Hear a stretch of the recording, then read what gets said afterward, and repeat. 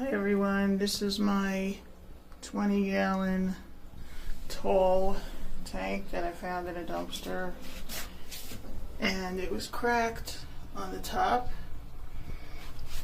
from around there up a few cracks. I siliconed it inside and outside the cracks, and then I added a support piece of glass on the outside.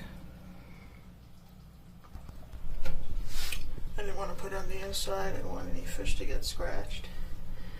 So I tested it, filled it with water, left it there for 2 days, and it was fine. No leaking, no problems. So there you go.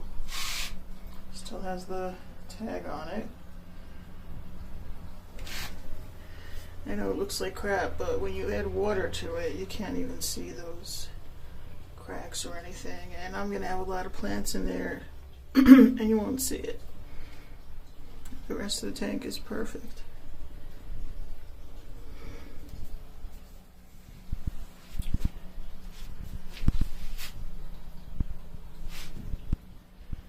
Alright, that's it.